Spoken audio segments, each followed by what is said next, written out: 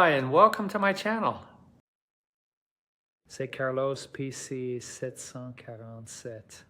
Bienvenue sur la chaîne. L'une des pires choses qu'un pilote puisse faire est de changer d'avis pendant une phase critique du vol, surtout s'il n'a jamais été formé pour le faire.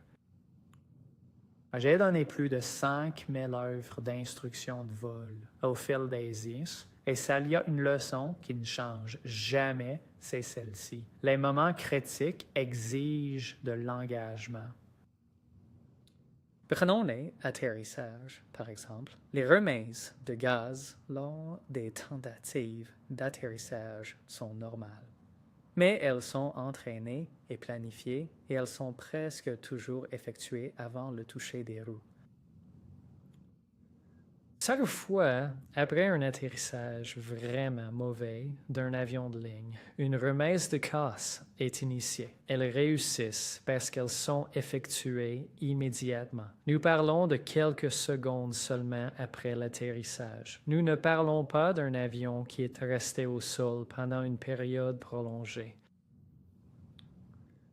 Warwick Shaw's a fait une action. Il a récupéré un char d'avis trop tard après l'atterrissage et les résultats n'étaient pas bons. Ce n'était pas de mauvais pilote. Il prenait simplement des décisions rapides en une fraction de seconde pour lesquelles il n'avait jamais été formé. Et c'est là le problème. Dans les jets, nous ne nous entraînons pas pour des remises de gaz après un long roulage au sol. Nous ne les faisons même pas dans les simulateurs. Parce qu'une fois que vous êtes établi au sol, vous restez au sol. C'est la règle. Changer d'avis au milieu de la piste ou au-delà est l'une des pires choses qu'un pilote puisse faire.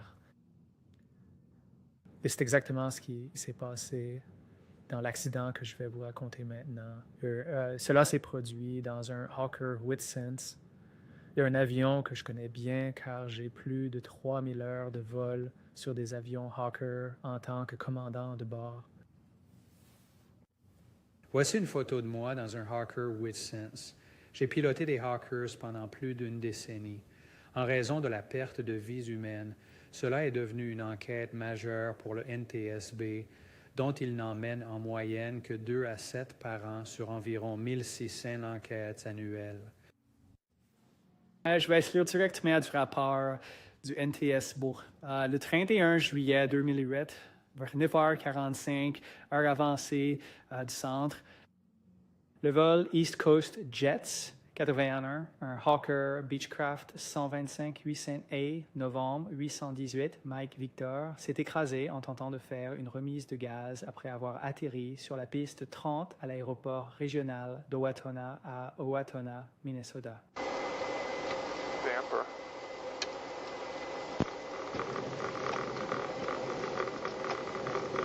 Or dump. Or not dump. Or not. Ce à quoi les pilotes font référence, c'est la position dans laquelle les volets sont censés être, mais dans laquelle ils ne sont pas.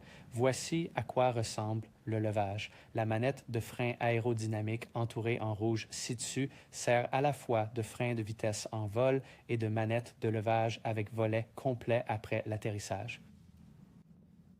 Le cercle rouge au centre inférieur de l'image représente la plage de déplacement de la manette de frein aérodynamique levage. Il y a 2 façons de vérifier le levage. La première est de regarder le petit indicateur et une façon plus simple est de vérifier que la manette de décharge de levage a été tirée complètement en arrière. Je pense que c'est un défaut de conception du système de levage Hawker. J'ai moi-même rencontré le problème plusieurs fois. Le fait est qu'il y a plusieurs étapes à accomplir pour que le levage fonctionne. Ce n'est pas juste tirer la poignée et vous avez le levage. Pas du tout. On a qu'après l'atterrissage, vous tirez la manette à mi-chemin, puis vous devez changer la direction dans laquelle vous tirez la manette. Vous devez la tirer complètement vers le haut pour passer une restriction.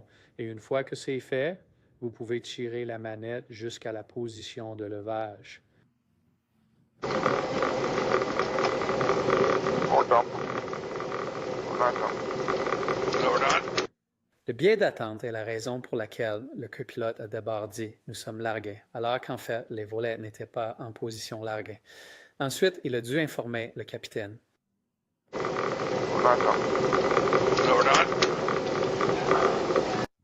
Ce qui vient de se passer est significatif pour le copilote et le capitaine. Le copilote a poussé une forte expiration et la respiration du capitaine a augmenté considérablement. Pourquoi? Parce qu'ils savaient qu'ils avaient des problèmes. Ces deux pilotes savaient que le temps était crucial et qu'il manquait de temps. Load on.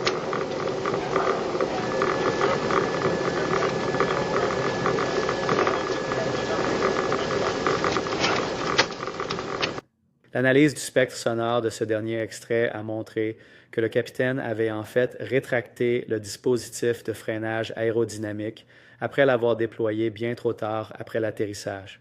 Le dispositif de freinage aérodynamique n'est vraiment efficace qu'immédiatement après le toucher des roues.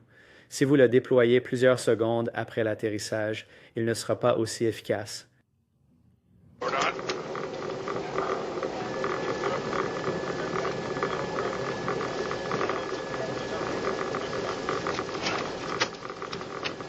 Valet, à mon avis. La décision du capitaine d'annuler la tentative d'atterrissage a eu lieu lorsqu'il a rétracté la manette de déploiement des freins aérodynamiques sur la piste. Cela ne figure nulle part dans les procédures d'exploitation standard. Et il a empiré les choses en ordonnant au copilote de relever les volets. Et dans les Hawkers, on ne décolle presque jamais avec les volets relevés. Load on.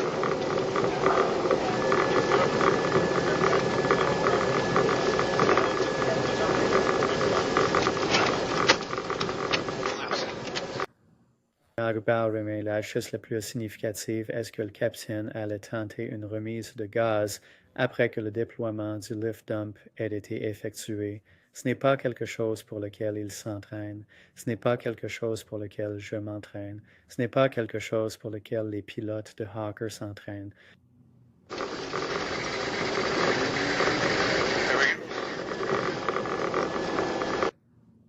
Qu'est-ce qui pourrait motiver un pilote à tenter d'accomplir une procédure qu'il n'a jamais même été formé à faire auparavant, comme tenter une remise de gaz après avoir déployé le dispositif de freinage aérodynamique à l'atterrissage? La pression externe, typiquement. Peut-être que les pilotes ne voulaient pas avoir de problème. S'ils sortaient de la piste, même lentement, cela aurait certainement été une tâche sur leur dossier et aurait certainement impacté leur perspective d'embauche future. C'était l'ensemble d'antennes ILS qui étaient détruits lors de leur tentative de remise de gaz. Il y avait d'autres facteurs contributifs, la fatigue ainsi que la météo. Il venait de pleuvoir sur la piste et le capitaine a choisi d'atterrir avec un vent arrière. Probablement l'une des conclusions les plus tristes de cette enquête, qui a duré presque 3 ans, était le fait que si les pilotes s'étaient simplement engagés à essayer de s'arrêter, ils auraient tous survécu.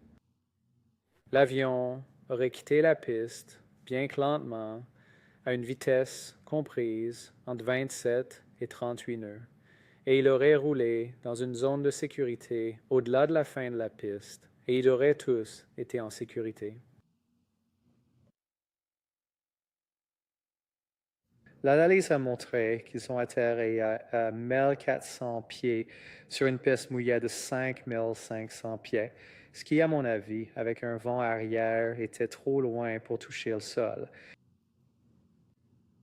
La reconstitution animée suivante a également été fournie par le NTSB. Cependant, comme il n'y avait pas de caméra enregistrant réellement à l'intérieur de la cabine de l'avion, une grande partie est subjective et sujette à conjecture.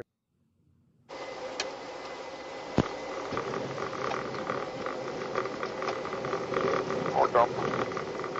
On attend. Load on.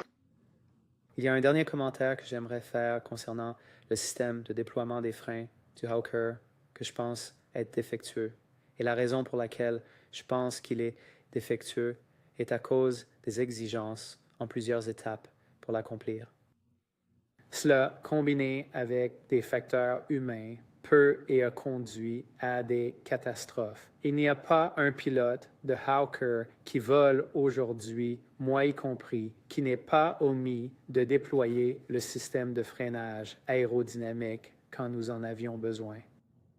La clé est d'être prêt et préparé mentalement à l'avance pour agir quand ça le compte le plus.